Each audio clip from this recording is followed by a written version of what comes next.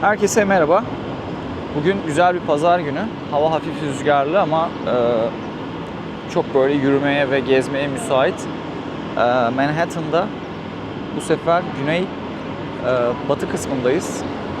Tribeca mahallesindeyim. Burası aslında çok yine özel, güzel, lokal bir mahalle.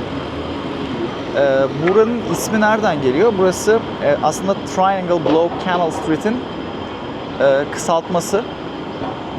Şöyle döndüğümüz zaman şu tarafta Canal Street var. Orası buranın aslında kuzeyinde oluyor ve burası aslında 3 tane yani 2 tane diyelim önemli cadde. Bir tanesi şu an üzerinde olduğumuz Greenwich Caddesi. Bir diğeri Hudson Caddesi. Bunlar böyle üçgen olarak kesişiyorlar. Kanal Caddesi'nin alt tarafında. Kanal Caddesi bunları yukarıdan üçgen olarak kesiyor. Çok güzel bir mahalle. Buranın da birazcık gelişimini, değişimini, geçmişini, bugününü yürürken beraber konuşacağız. Şimdi birazcık Greenwich Caddesi'nden yürüyelim. Hava parçalı bulutlu. Bir güneş açıyor, bir kapanıyor. Onun için böyle videonun renkleri birazcık video yürüdüğümüz süre boyunca değişken olabilir.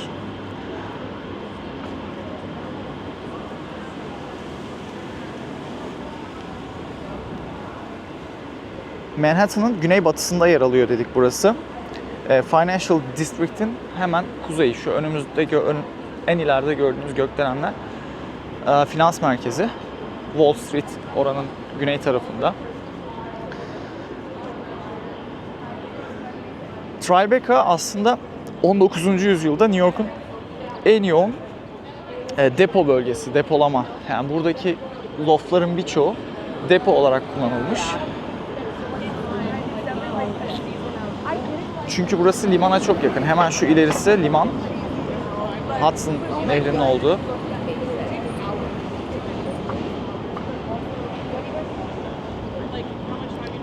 Bu limana yakın konum sayesinde ithalat, ihracat yapan tüccarlar için stratejik bir alan aslında burası.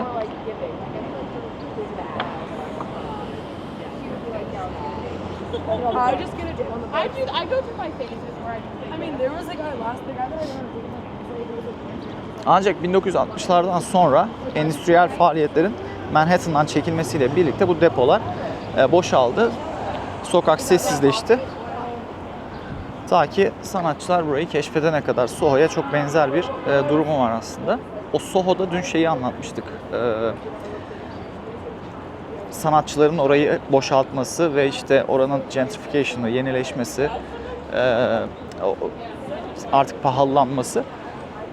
Onlar aslında Soho'yu boşaltan bu sanatçılar buraya geliyor, Tribeca'ya geliyor. Ama daha sonrasında burası, şimdi günümüzde ona da geleceğiz, Soho'yu da geçiyor.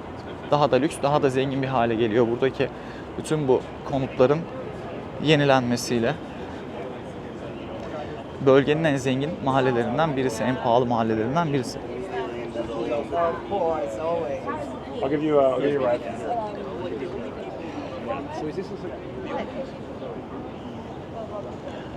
Şu caddeye girelim.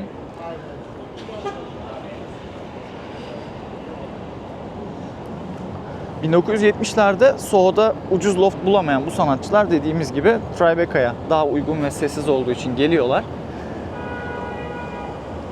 Peki şu an, bugün burada kimler yaşıyor? Bu New York'un en pahalı ve seçkin mahallelerinden birinde.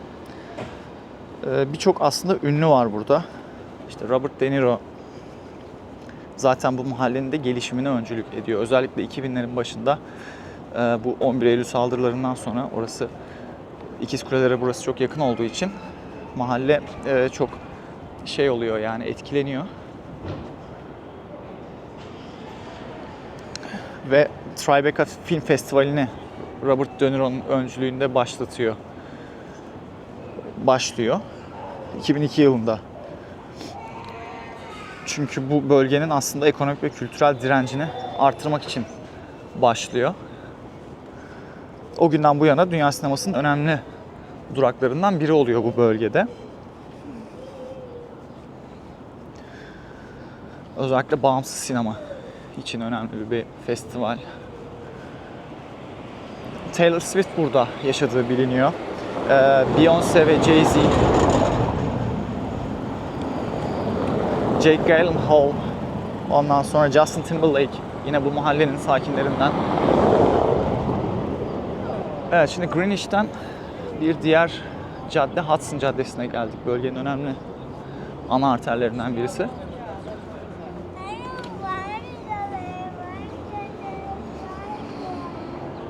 Scarlett Johansson aklıma geldi. O da burada oturuyor.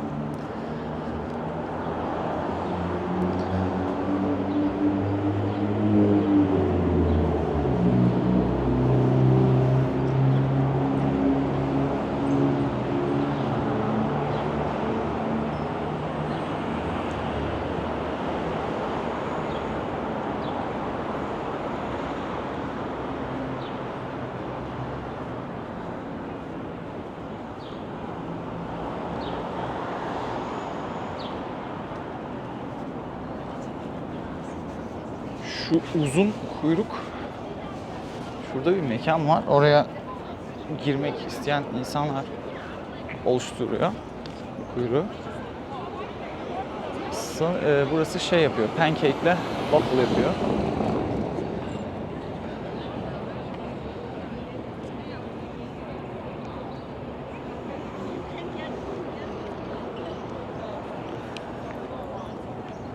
Şöyle birazcık göstermek istiyorum.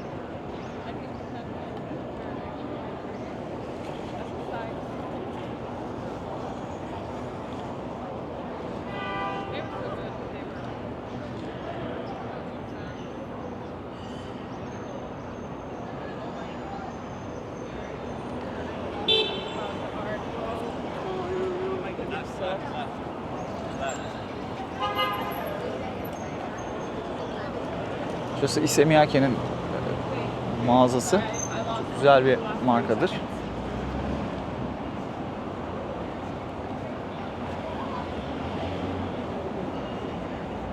Her bina birbirinden güzel burada.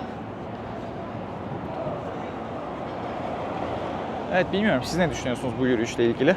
Güzel gözüküyor mu sizce mahalle?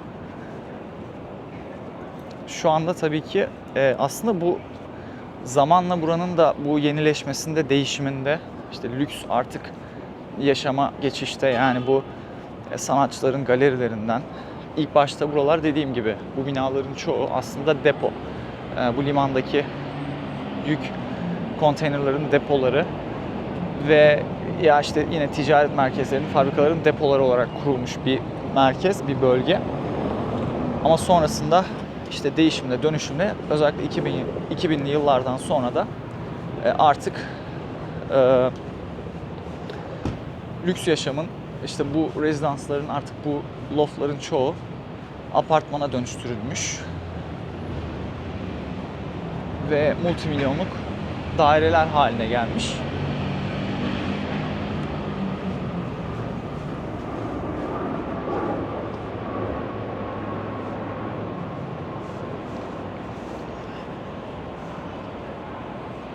Hudson Caddesi'ne geri dönelim.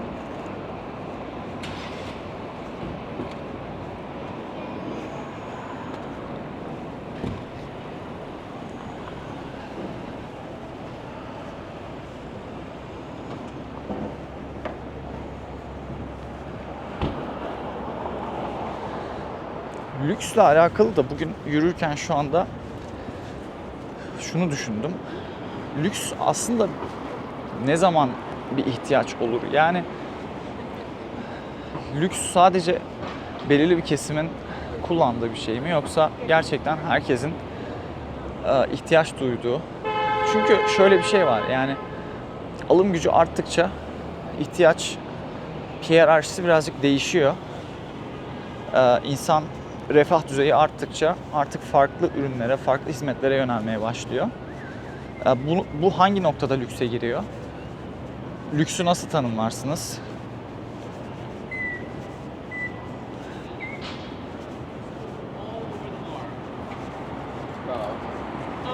Bartender lady looked at me like this. That's true, but it sounds like it is the biggest accomplishment you can get for everything. So like, it would be like if you.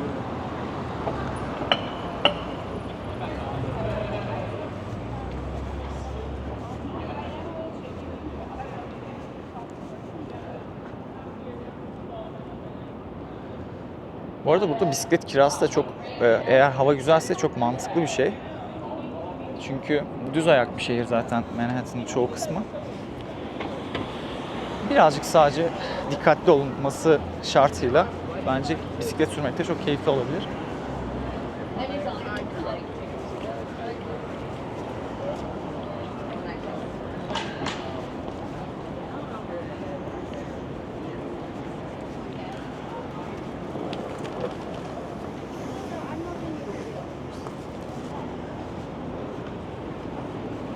Şu gökdelenleri gördüğünüz bölge Financial District.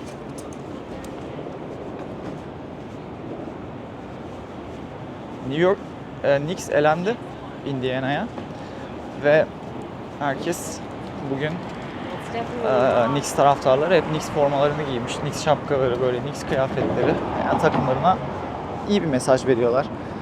Biz yine sizin arkanızdayız mesajını veriyorlar.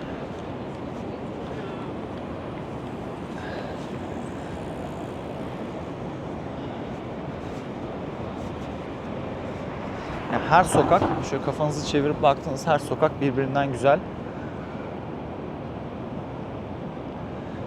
Şöyle bir New York videolarına baktım. Genelde hep böyle işte yani Türk içerikli. Times Meydanı ağırlıklı. Tabii ki çok güzel oralarda. Ama ben birazcık daha bu mahalle kültürünü, onun için Manhattan'ın ve New York'un lokal ve güzel mahallelerine size sokmak istedim. Buralarda yürüyüş yapmak istedim daha çok.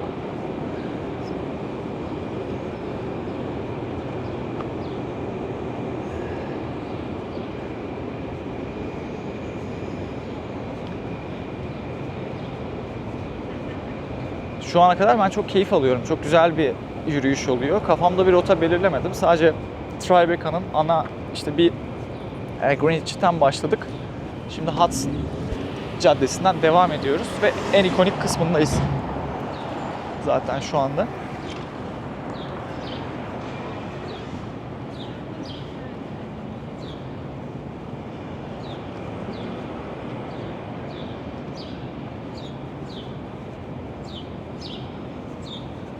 Şimdi şuradan karşıya gideceğim.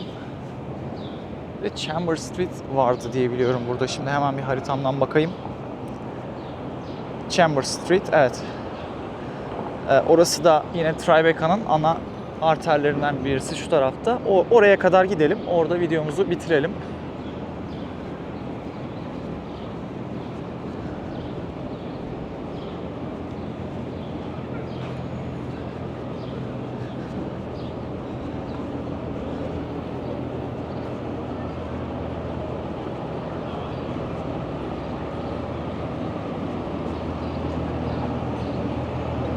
Üçgenin en sonuna gideceğim.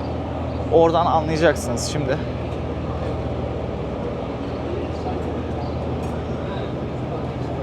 Tribeca'daki o triangle below the Canal Street dedik.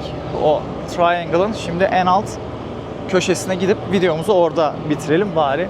Böyle manalı olsun.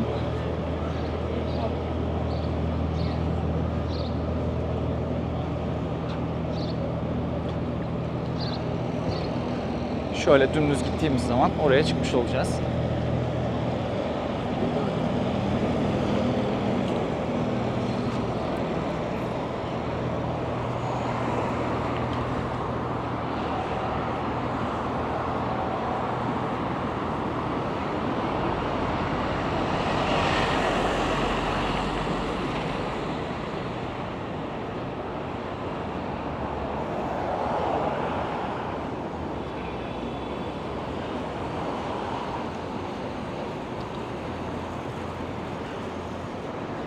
New York'a gelirseniz bence bu mahalleye uğrayın, bir yürüyüş yapın. Güzelse hava, dışarıda kahvenizi, biranızı, şarabınızı için. Çok keyifli bir bölge bence.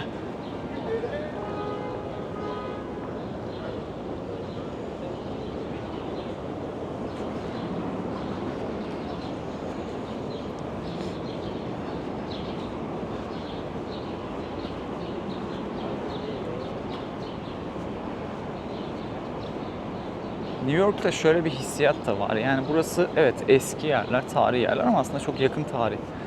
İşte 200-300 yıllık. Ondan yani bu şöyle bir şey. Aslında bu şehrin kuruluşunu, gelişimini, oluşumunu yakın çağda olduğu için fotoğraflarla olabilir, kitaplarla birçok şeyle takip edebiliyoruz. O nedenle de evet, burası. Şu an bu üçgenin tam ucundayız. Chambers Street'i görünce fark ettim. Şimdi göstermeye çalışacağım ne demek istediğimi. Evet, şurası, şu cadde ve şu cadde, şu binanın şeklinden de anlayacağınız gibi aslında bu üçgeni oluşturan iki cadde. Şu cadde ve şu cadde. Bakın şöyle tekrar göstereyim. Binadan anlayacağınız gibi.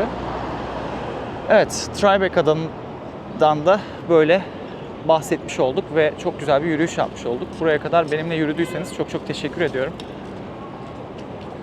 Şöyle Cybertruck da geçiyor. Bir sonraki videoda görüşmek üzere. Kendinize çok iyi bakın. Hoşça kalın.